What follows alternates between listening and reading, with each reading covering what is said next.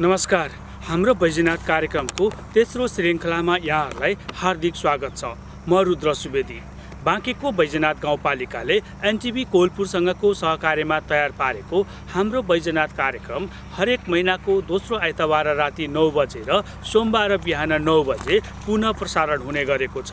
हाम्रो बैजनाथ कार्यक्रममा हामी बैजनाथ गाउँपालिकामा भए गरेका विकास निर्माणका कार्य, प्रस्तावित योजना, शिक्षा, कृषि, पर्यटन, स्वास्थ्य, रोजगार लगायतका विषयमा चर्चा गर्नेछौँ। दर्शकबिन, लागौँ आजको विषयवस्तुतर्फ। बाँकेको बैजनाथ गाउँपालिका कृषि क्षेत्रमा धेरै सम्भावना भएको गाउँपालिका हो। पूर्व पश्चिम राजमार्गसँगै उत्तर दक्षिण राजमार्गले बेरिएको बैजनाथ गाउँपालिकाले कृषि क्षेत्रलाई विभिन्न पकेट क्षेत्रमा विभाजन गरी कृषकको आवश्यकता अनुसारको योजना र बजेट विनियोजन गरेको छ। बैजनाथ गाउँपालिका मिश्रित बसोबास रहेको गाउँपालिका हो। बहुजातीय र बहुभाषिक विविधता रहेको बैजनाथका स्थानीय बासिन्दाको मुख्य पेशा कृषि नै हो। 8 वटा वडामा विभाजित यस गाउँपालिकाको क्षेत्रफल 141.67 वर्ग किलोमिटर रहेको छ। यो क्षेत्रफलमध्ये अधिकांश भूमि कृषि कार्यमा प्रयोग हुँदै आएको यस गाउँपालिकाको बाँके र बर्दिया राष्ट्रिय निकुञ्जको मध्यवर्ती क्षेत्रमा पर्ने केही भूभाग चुरे क्षेत्रका विशेषता रहे पनि अधिकांश क्षेत्रहरू समथर रहेको छ। यस गाउँपालिकाको कुल जमिनमध्ये सबैभन्दा बढी क्षेत्रमा खेती गरिएको छ भने मध्यवर्ती क्षेत्र लगायतको वन जङ्गलले पनि उल्लेख्य क्षेत्र ओगटेको छ। बैजनाथ गाउँपालिकाले कृषि क्षेत्रमा नयाँ सम्भावना र आयामको खोजी गर्नका लागि युवा स्वरोजगार मैत्री कार्यक्रम निर्माण गरी सोही अनुसार बजेट छुट्याइएको बैजनाथ कृषि शाखा प्रमुख प्रमोद कुमार विश्वकर्मा बताउनुहुन्छ। उहाँले बैजनाथ गाउँपालिकाले चालु आर्थिक वर्षमा कृषि क्षेत्रका लागि 1,77,00,000 रकम छुट्याएको बताउनुभयो। यसमध्ये युवा लक्षित स्वरोजगार कार्यक्रमका लागि 1,20,00,000 बजेट छुट्याइएको छ। हामी यो बैजनाथ गाउँपालिका कृषि शाखाले विभिन्न क्षेत्रमा काम गरिरहेको छ, विभिन्न वडाहरूमा। यसको सिलसिलामा यो हामी 4 नम्बर वडामा युवा स्वरोजगार कृषि फर्म तथा पशुपन्छी फर्ममा चाहिँ पुगेका छौँ। अहिले हामी यहाँ यो फर्म चाहिँ यहाँका युवाहरू एकीकृत भएर चलाउन लाग्नु भएको छ। एकदमै मेहनती कृषकहरू र उहाँको जुन चाहिँ यो मेहनत देखेर हामीलाई पनि लोभ लाग्छ। किन भन्दा यस्तो युवाहरूलाई चाहिँ यो कृषि क्षेत्रमा हामीले आकर्षण गर्नु भनेको एउटा एकदमै महत्त्वपूर्ण कुरा हो। र त्यसै सन्दर्भमा के भन्न चाहन्छु भन्दा यो बैजनाथ गाउँपालिकाका कृषक दाजुभाइ तथा दिदीबहिनीहरू जसले आज नेपाल टेलिभिजन हेरिराख्नु भएको छ, कृषिमा प्रशस्तै सम्भावनाका पक्षहरू छन्। विशेष गरेर बैजनाथ गाउँपालिकामा प्रशस्त उब्जाउशील जमिन छ। त्यो जमिनमा मेहनत गर्ने हात पाखुरा चाहिएको छ अनि प्रविधि हामी दिन्छौँ र सिप हामी सिकाउँछौँ र तपाईँहरूले चाहिँ खेतीपाती गरिदिनु पर्यो भन्ने चाहिँ हाम्रो आग्रह हो। बैजनाथ गाउँपालिका 2 का किसान ताराबहादुर रावतले स्थानीय सरकारले किसानको हित हुने कृषि मैत्री वातावरण अनुसारको नीति निर्माण गर्नुपर्ने बताउनुभयो। करिब 2 बिघा जमिनमा व्यावसायिक तरकारी खेती गर्दै आउनुभएको उहाँ केही समय अघि मात्र वैदेशिक रोजगारबाट फर्कनु भएको हो। अरूको भूमिमा पसिना चुहाउँदा थोरै कमाइ हुने भएकोले वैदेशिक रोजगार छोडेर घरमै बसेर तरकारी खेतीमा होमिएका रावतले गाउँपालिकाले सिँचाइका लागि समरसेल पम्प तथा बिउ बिजनमा 50% अनुदान दिएपछि अहिले भने वर्षेनी 6-7 लाख कमाउन थालेको बताउनुहुन्छ। वैदेशिक रोजगारमा मुस्किलले अर्काको देशमा 1.5 देखि 2 लाखसम्म घर पठाउन सकिन्थ्यो। अब अर्काको परिश्रम 14 देखि 15 घण्टा काम गर्नुपर्ने, 12 घण्टादेखि कम्तीमा पनि माथि नै गर्नुपर्थ्यो।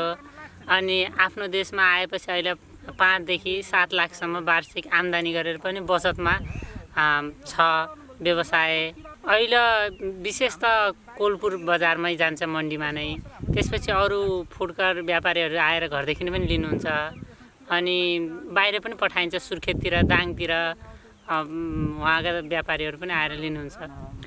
कृषि शाखाबाट प्राविधिक सहयोग सँगसँगै बिउमा 50% अनुदान अनि अघिल्लो वर्ष गाउँपालिकाले सिँचाइको समस्या थियो, त्यसकारण डिप बोरिङको कार्यक्रम सहित अब पानी सिँचाइका निम्ति बोरिङको व्यवस्था पनि मिलाइदिएको छ। अहिले मेरो 40 कट्ठा क्षेत्रफलमा तरकारी व्यवसाय छ। अहिले घरका बुवा आमा र हामी श्रीमान श्रीमती घरका परिवारमा छौँ काम गर्नेमा, अनि एकजना छोरा पनि छ, ऊ पढ्छ, सानो छ। अनि त्यसपछि बाहिरको मान्छे चाहिँ हाम्रो नियमित रूपमा नै 4 जना रोजगारीमा हुनुहुन्छ। हाम्रो भैँसी पालन पनि छ, भैँसी र तरकारी खेतीका लागि 4 जना श्रमिक नियमित रूपमा रोजगारीमै छ। स्थानीय सरकारले बजार व्यवस्थापनदेखि लिएर किसानका भइपरि आउने बिमाका कुराहरू भए, बाली बिमाका कुरा भए, अनि त्यसपछि यो उत्पादनलाई बजारसम्म पुर्याउने सहज व्यवस्था मिलाइदिएको भए र व्यवसायीका जोखिमका क्षेत्रहरू जस्तै प्राकृतिक प्रकोपहरूदेखि लिएर अनि यो उत्पादनको टार्गेटसम्म दिएको भए स्थानीय सरकारले किसानहरूलाई तपाईँ यति उत्पादन गर्नुहोस् र बिउ बिजन प्राविधिक पूर्वाधारका क्षेत्रमा पनि अलिकति सहयोग गरेको भए व्यवसाय अलि आधुनिक तरिकाले अब परम्परागत तरिकाभन्दा अलिकति माथि उठेर व्यवसाय गर्ने कार्यक्रमहरू ल्याइदिएको भए हुन्थ्यो भन्ने लाग्छ। गाउँपालिकाले किसानलाई आवश्यक पर्ने बिउ मल खाद सहजै समयमा, अब यहाँ त मलै पाइँदैन भने कृषिमा लागेपछि इन्डियाबाट कट्ठा मल चोरेर ल्याएर यहाँ बारीमा हाल्नुपर्ने समस्या छ, मलका समस्या, अनि त्यसपछि समयमा उन्नत हाइब्रिड जातका बिउको समस्या समाधान गरिदिए भए हुन्थ्यो। अनि त्यसपछि सकभर किसानहरूलाई व्यवसायमा जोड्नका निम्ति हाम्रा जस्ता लिजमा लिएको जग्गाको भाडा स्थानीय सरकारले नै तिर्दिने व्यवस्था मिलाइदिएको भए हुन्थ्यो। किनकि प्रदेश सरकारले ठुल्ठुला कार्यक्रमहरू हेर्छन्, अब त्यो हामी जस्ता अलि मध्यम या मध्यमभन्दा निम्न स्तरका किसानहरूसम्म ती कार्यक्रमहरू आइपुग्दैनन्। तिनी किसानहरूलाई समेट्ने काम चाहिँ स्थानीय सरकारले गर्नुपर्थ्यो।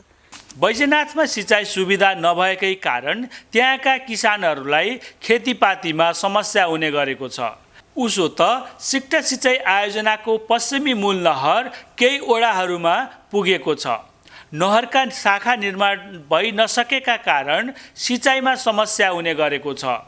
सिँचाइ र मल अभाव हुन नदिने हो भने कृषि क्षेत्रमा नयाँ आयाम थपेर काम गर्ने सकिने युवा स्वरोजगार कृषि तथा पशुपक्षी फर्म बैजनाथ 4 का सञ्चालक गगन थारू बताउनुहुन्छ।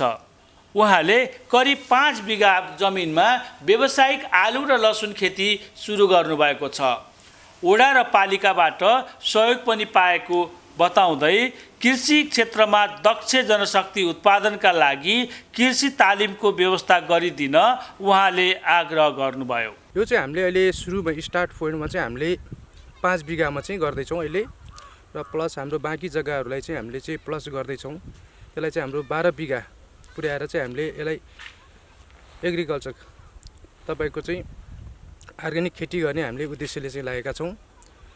र चाहिँ हाम्रो यहाँ चाहिँ एउटा के छ भनेपछि यहाँ चाहिँ उत्पादन गरेका चिजहरूलाई हामीले चाहिँ एउटा कलेक्सन केन्द्र बनाएर त्यसलाई चाहिँ हामीले कलेक्सन पनि गर्ने भनेर चाहिँ हामीले ओडाबाट सिफारिस पनि पाइसकेका छौँ, स्वीकृति भइसकेका छ। अब त्यसलाई चाहिँ हामी पुनः छिटोभन्दा छिटो चाहिँ निर्माण गर्ने उद्देश्यले लागिरहेका छौँ।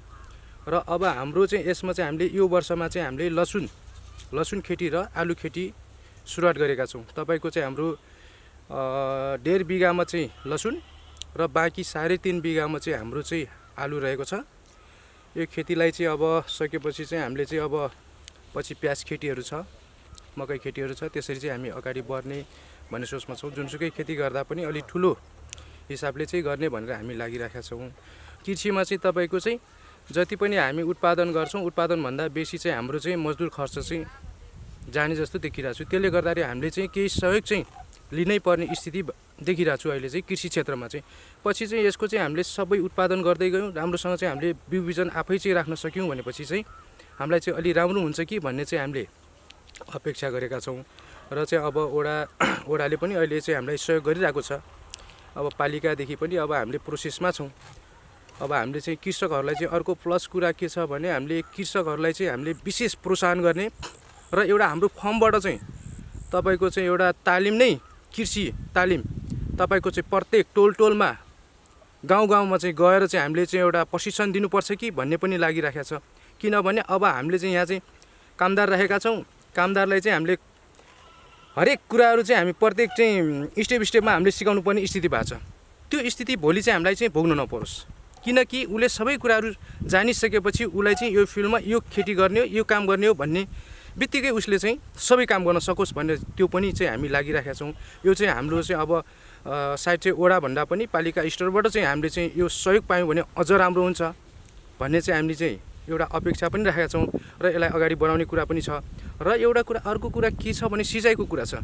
अब सिँचाइलाई पनि तपाईँको चाहिँ हामी लागिराखेका छौँ। तपाईँको चाहिँ अब हाम्रो चाहिँ समर्सियल पम्प भनेको छ। समर्सियल पम्पमा चाहिँ अलिकति चाहिँ प्रब्लमहरू छ, किनभने तपाईँको चाहिँ अब त्यसमा चाहिँ के छ भने 1.5 बिघाको लागि मात्र मैले समर्सियलको चाहिँ एउटा चाहिँ भविष्य देखाएको छु। त्योभन्दा बढी चाहिँ छैन। वडादेखि पालिकाबाट चाहिँ हाम्रो चाहिँ विशेष पहल भयो भनेपछि यो ठाउँमा चाहिँ हामीले एउटा डिप बोरिङ गर्न सक्यौँ भनेपछि सिँचाइको लागि चाहिँ अझ राम्रो व्यवस्था होला। अहिले तपाईँको जति पनि मैले हेर्छु तपाईँको चाहिँ यो जग्गा चाहिँ प्लानिङ गर्ने टिमहरू हुन्छ होइन, ठिक छ, प्लानिङ नगर्नुहोस् भन्ने चाहिँ हाम्रो भनाइ होइन, गर्नुहोस्।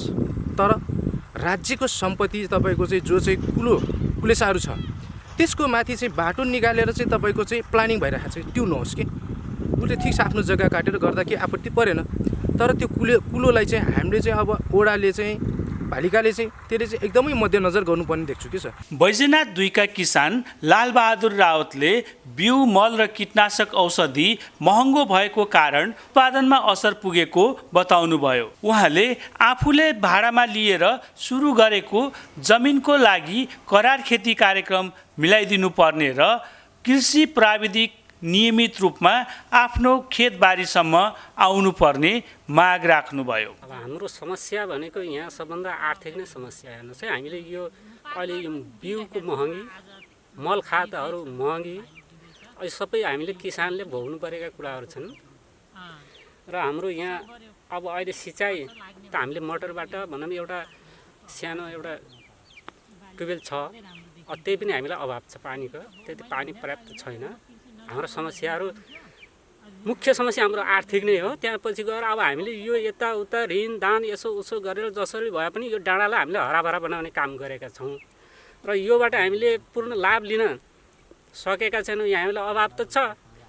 तपाईँको यो अब अहिले सबभन्दा मल खादको कुरो छ। हामीले 50 रुपियाँ किलो युरिया हालेर लिएर यहाँ यो व्यापारीहरूसँग किनेर हामीले मल खाद लगाउनु परेको छ भने अब तपाईँको त्यही किसिमको मानुस यो हिजोका दिनमा 100 रुपियाँ पर्ने 150 रुपियाँ पर्ने औषधिहरूलाई हामीले 200-250 रुपियाँ हालेर अहिले किनेर हामीले औषधिहरू प्रयोग गर्नु परिहाल्छ। त्यो भएको हिसाबले हामीलाई अब यो स्थानीय सरकारले यी कुराहरू यी व्यापारीहरू चाहे एग्रोवेटहरूले पनि हामीलाई 2 नम्बरी गरेका छन् क्या, छैन भन्नु त। अब त्यो भएको हिसाबले हामीहरू मर्कामा छौँ, किसानहरू मर्कामा छैन भन्ने कुरो होइन। त्यसरी अब हामीलाई यो सेवा सुविधामा लैजाने कसले त? स्थानीय सरकारले होला नि। हाम्रो स्थानीय निकाय त अब अहिले त घर घरमा सिङ्गो दरबार त घरै थियो, तर त्यो सिङ्गो दरबारले पनि हामीलाई खासै हेरे जस्तो देखिन्न। त्यो भएर हामीलाई अलिकति समस्या चाहिँ छ सर। यहाँ अब खेतबारीमा काम गर्ने मान्छे साँझ बिहान काम गरेको छ। अब यहाँ अहिले एउटा लेबर पनि हामीले लिनु पऱ्यो भने 500 रुपियाँ मजुरी तिर्नुपर्छ।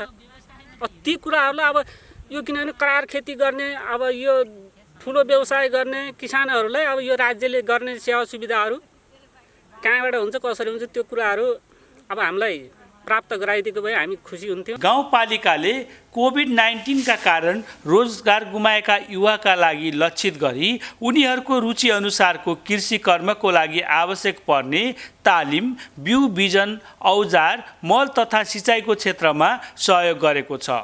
युवा लक्षित कार्यक्रम अनुसार 16,720 किलो गहुँको बिउ 1,650 किसानलाई 50% अनुदानमा वितरण गरेको छ। यसै गरी 10 कुन्टल च्याउको बिउ वितरण गरेको बताउनुहुन्छ कृषि शाखाका प्रमुख विश्वकर्मा।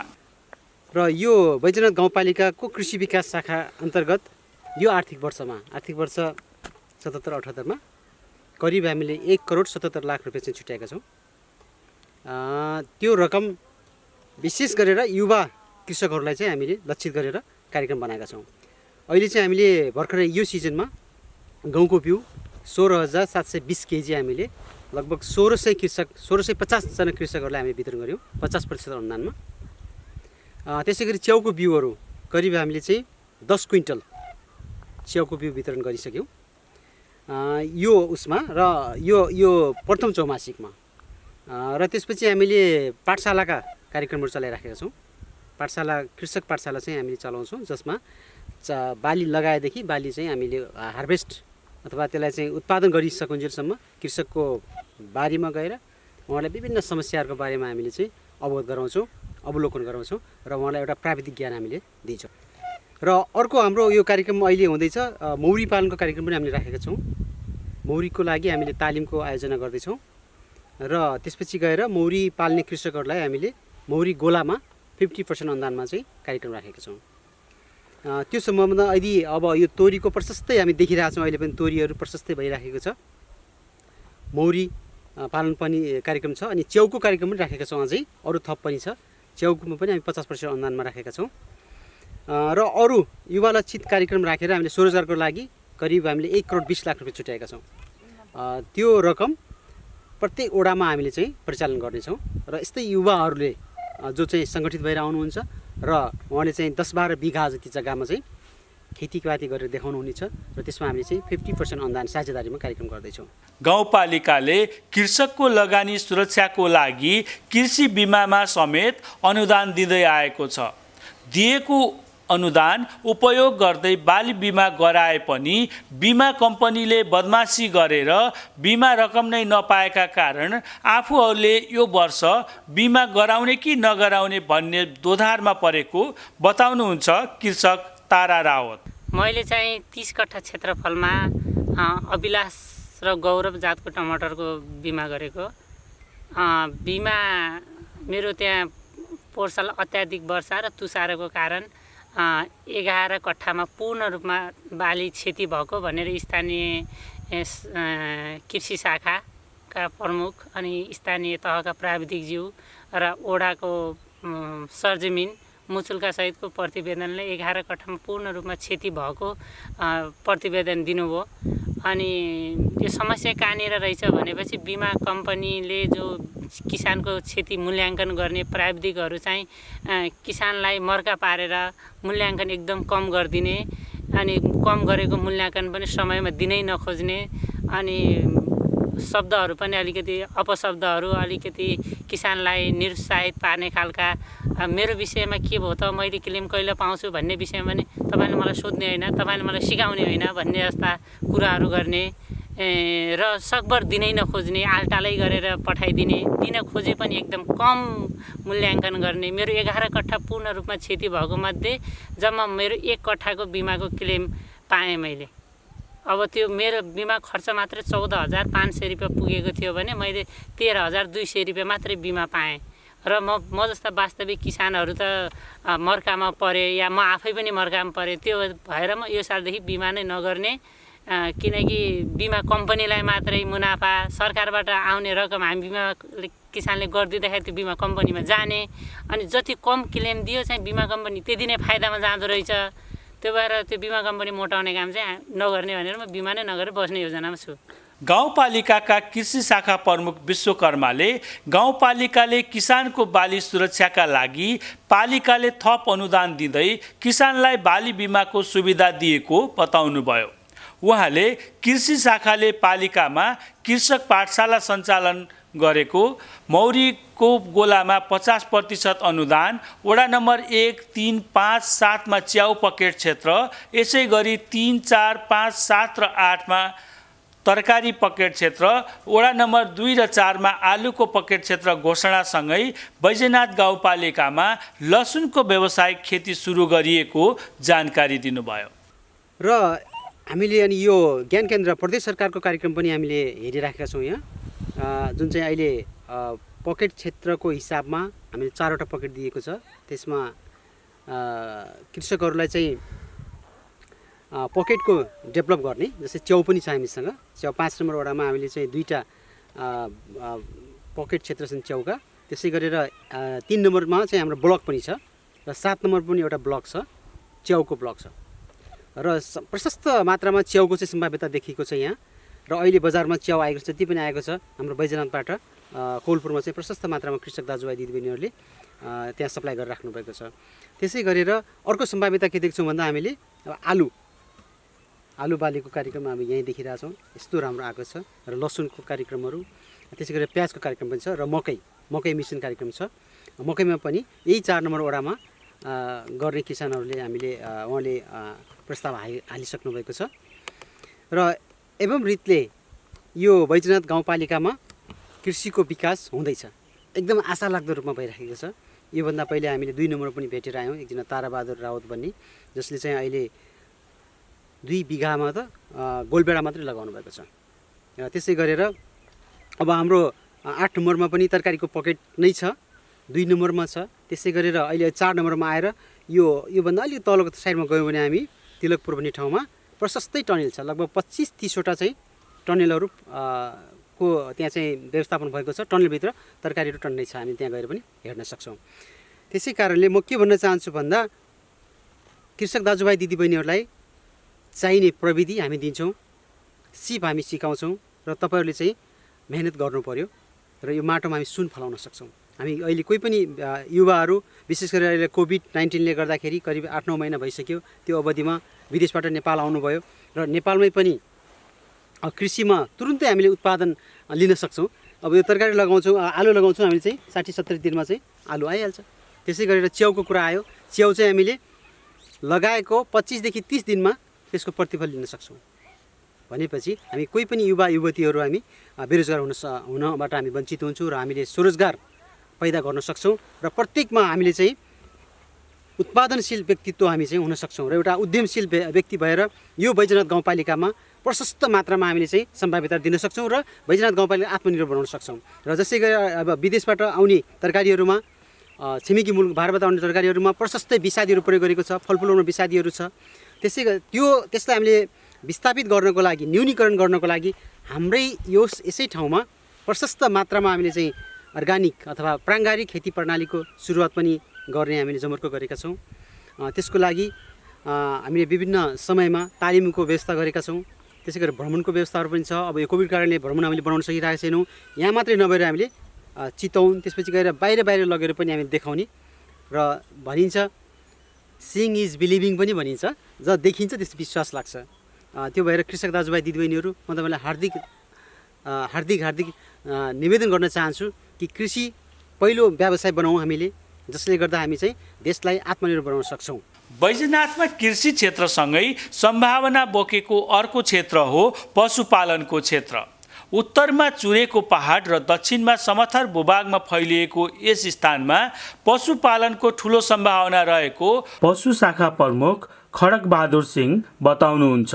बैजनाथ गाउँपालिकाले आर्थिक वर्ष 77-78 को लागि सम्मानीकरण अनुदान कार्यक्रमतर्फको 1,58,00,000 हो। त्यसमध्येमा हाम्रो पशु सेवा शाखामा 86,30,000 छुट्याएको छ।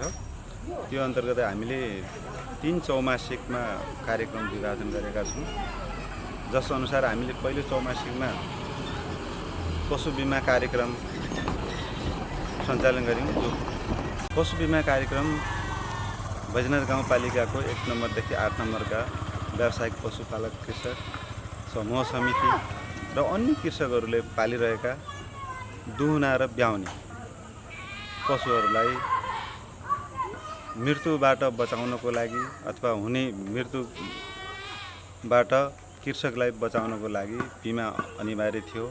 त्यस अन्तर्गत हामीले टोटल 746 पशुलाई बिमा गरेका छौँ। 50% अनुदानमा 1,634 किलो घाँस वर्षिङको वितरण गऱ्यौँ। त्यसमा लगभग 1,400 जति कृषकहरू लाभान्वित भएका छन्। अब आउने दोस्रो चौमासिकमा हामीले धेरै कार्यक्रमहरू दोस्रो चौमासिकमा राखेका छौँ, जस अन्तर्गत चारा मेसिन वितरण 50% अनुदानमा 8 लाख छुट्याएका छौँ। अनि त्यसै गरी फार्म सहयोग कार्यक्रम भनेर बाख्रा पालन फार्मको लागि 7 लाख छुट्याएका छौँ। अब तुरुन्तै हामी दोस्रो चौमासिको इस्टिमेट पास भए लगत्तै हामी कार्यक्रमतिर जान्छौँ। चारा मेसिन वितरण सबै कृषक तथा समूह समिति र अन्य फार्महरूलाई वितरण गर्ने कार्यक्रम भएको छ। त्यो पनि हामी तुरुन्तै सूचना जारी गर्छौँ। त्यसै गरी भर्खर सुधार कार्यक्रम व्यावसायिक गाई भैँसी पालन फार्मको लागि भनेर छुट्याएका छौँ। भर्खर सुधारमा हामीले 5 लाख छुट्याएका छौँ। कृषि बिमा नितान्त आवश्यक छ। यो नभई नहुने कुरा भएको छ अहिले किसान दाजुभाइ दिदीबहिनीहरूको लागि। किन भन्दा कति बेला के हुन्छ थाहा छैन र यो अतिवृष्टि अनावृष्टि विभिन्न कारणले गर्दाखेरि कृषिको चाहिँ बालीको चाहिँ क्षति हुने सम्भावना देखिन्छ। त्यसको ब्याकअपको रूपमा हामीले चाहिँ कृषि बिमा नेपाल सरकारले त पहिले घोषणा गरिसकेको छ। 75% नेपाल सरकारले त्यसको प्रिमियम तिर्दिने र 25% मात्रै कृषकले तिर्ने कार्यक्रम थियो। त्यसमा पनि 25% को पनि आधा 12.5% अब हाम्रो गाउँपालिकाबाट हामीले कृषकहरूलाई चाहिँ कृषि बिमा गरे बापत हामीले त्यो प्रिमियम तिर्दिने कार्यक्रम राखेका छौँ, जसमा चाहिँ एकदमै उत्साह बढेको छ यहाँका कृषक दाजुभाइ दिदीबहिनीहरूको। गत सालहरूमा पनि किसानहरूको बिमा बाली बिमा गरेका थियौँ र कति गुनासो उहाँले गर्नुभएको थियो। अब त्यो चाहिँ हाम्रो पाटो हामीले पुरा गरेका छौँ र त्यो वास्तविक जुन कम्पनीले त्यस्तो गरेको हो त्यसको लागि चाहिँ अब हामी सबैले मिडियाकर्मी लगायत अब पत्रकार ज्यूहरू र सबैले जनचासो लिनुपर्ने देखिन्छ त्यहाँनिर। किन भन्दा वास्तविक क्षति भएको छ भने कृषकले चाहिँ पाउनुपर्छ, त्यो हाम्रो मान्यता हो। र यदि कोही कम्पनीले त्यस्तो गर्छ भने र त्यो कम्पनीलाई कारबाही पनि हुनुपर्छ भन्ने हाम्रो मान्यता हो।